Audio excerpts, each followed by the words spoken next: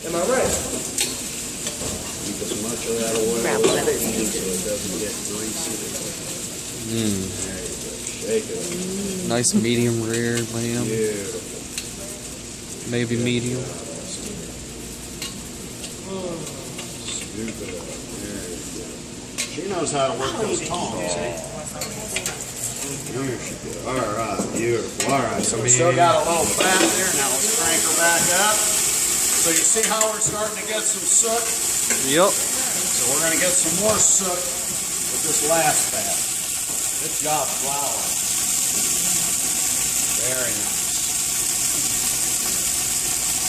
Get that puppy hot again. Oh my God, it smells so good. Wait till it's done. Oh. When it's done, it's really going to be phenomenal. Oh yeah, yeah. So you put powder on We should have put you on the scale before. Instead of the biggest loser, be the biggest gainer. chef. Yeah, He can't beat this one guy. This one guy I had up in New Hampshire. And our classes were only 3 weeks long because they were 6 hours a day for 3 weeks. He gained 25 pounds in 3 weeks. Wow. I mean, only gained 2 pounds, 5 pounds. and it was a pastry class because I was teaching advanced pastry. He ate all of his desserts and everyone else's that didn't eat theirs, he ate them. That's even worse than me. Oh God, he was a buff guy. He was in the gym. And, Was. yeah, he was. I stay in the gym. He pounded.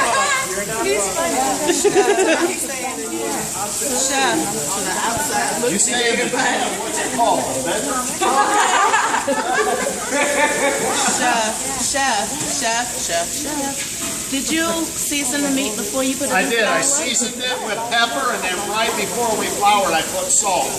Remember, salt will start to extract moisture, so if you're going to add a little bit of salt, it's right before you start the cooking. Whoa! Somebody turned on the. If you salt too early, it's going to start to pull moisture out of the meat, which you don't want. So yes, I put a little salt, and the flour was also seasoned with salt and pepper.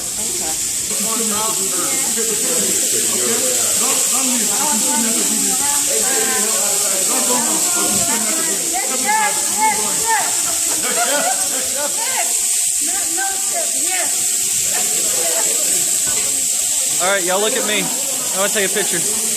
Olivia, ready? 1, 2, 3. All right.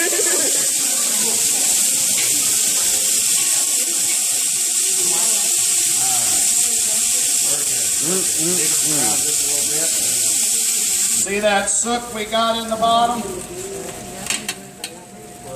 That's all going to add color, which you're going to see how much color. Before we add the brown stock, it's going to be brown.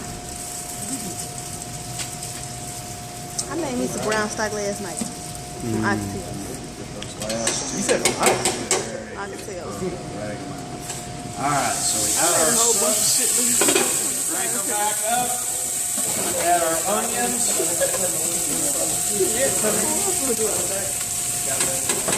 Save that for our rice. More onions.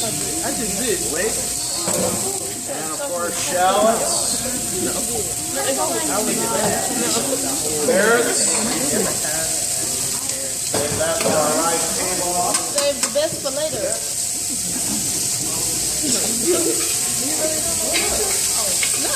See that soot there on the bottom? That's what we want to release. We want to get our pan when we cook. So you started back. Just because of the flavor profile. I already cooked. Alright, so we want to get that puppy hot, hot, hot.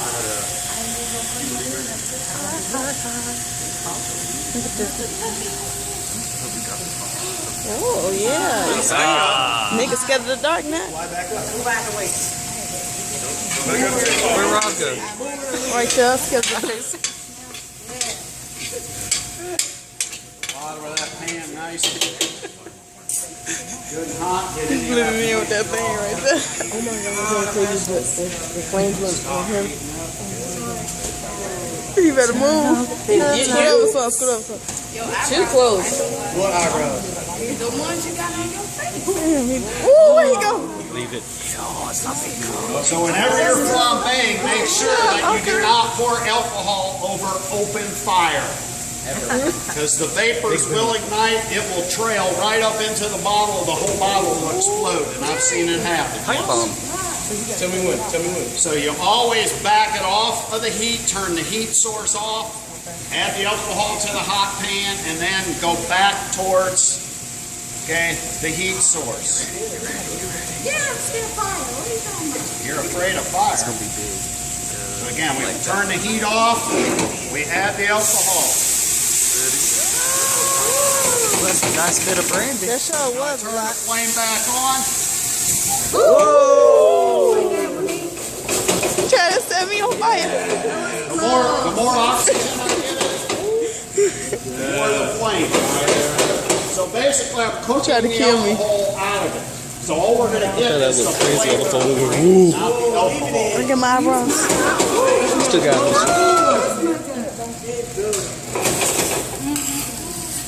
Hey, you can hold too. I don't want to stand See the bottom of our pan, nice and clean, all the soot gone. Two eyebrows gone. Smell that brandy in there? Oh, that's heaven. Oh, man. All that brandy flavor. So we're going to add some garlic. Okay. We're going to add some tomato paste and mushrooms. And then we're going to add some red wine. Okay. Now, red wine and tomato are acids, right? Yes. So the cut of meat we use for braising is tough cuts of meat, very fibrous, sinuous cuts of meat, like the legs. Or liver. Okay, the legs of animals are used a lot, so the muscles are tougher. The nice thing with those cuts of meat, because they're used more, just like a bodybuilder, okay, the more you work the muscle, the more blood that flows to the muscle. So that means that these meats have a lot more flavor than your leaner cuts of meat because they get more blood flowing through them. So now it's a matter of cooking it correctly so we don't extract all the moisture.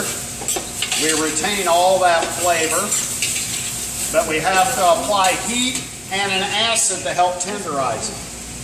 So we're going to use both tomato and red wine. Now the tomato's also going to brown on the bottom of the pan, creating some soot. Tomato paste is better than tomato sauce? Yeah. Well, I mean, it has less moisture, okay? So it's more concentrated. So you're going to see this you're going to see that tomato paste starting to brown on the bottom of the pan. So that's going to contribute more color to the browning of the tomato. Can you turn the light on this right there? Thank you, sir.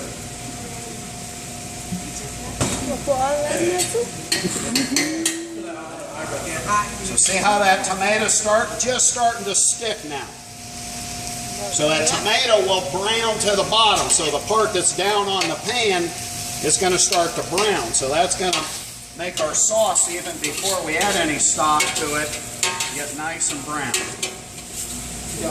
what do you actually Well, I'm just trying to get that tomato paste spread even over the bottom so it starts to brown.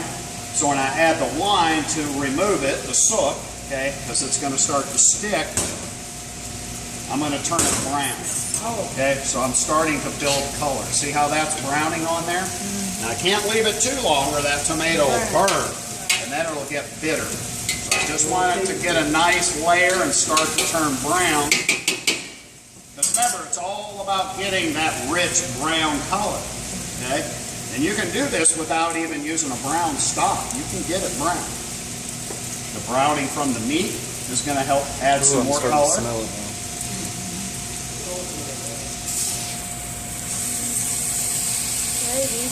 How much wine can we put in there? Well, Can you put like depends how much I want to drink. You know. half bottle or Leave yourself a glass for the rest of the cooking. I'll put maybe a half a cup for this. So see the color already? See the nice brown I got? From that browning of the meat, the sook, the tomato.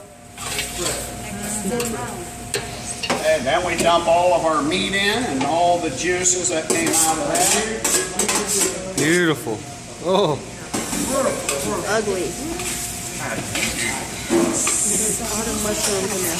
Look at that already. Sound like a blowfish. You can just smell the aromas. Look at that. Isn't that beautiful already? That is gorgeous.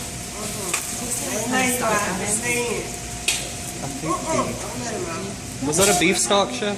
This is brown stock. So now we're going to cover it about halfway or so, 3/4, with some brown stock.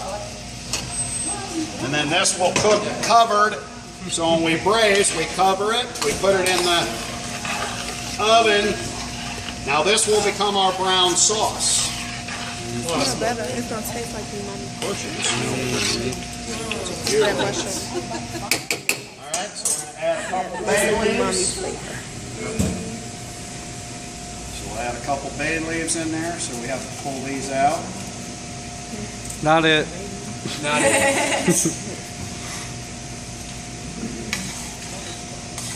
Now remember, when we finish this, we still got tarragon, butter, peas. We'll adjust the seasoning. I'll put just a little bit of salt in here, but not a whole lot. And we'll adjust it at the end. Now all it now is just slow cooking in the oven. So it's 1/4 after, so that'll be perfect. About 15 after, it'll be ready to roll.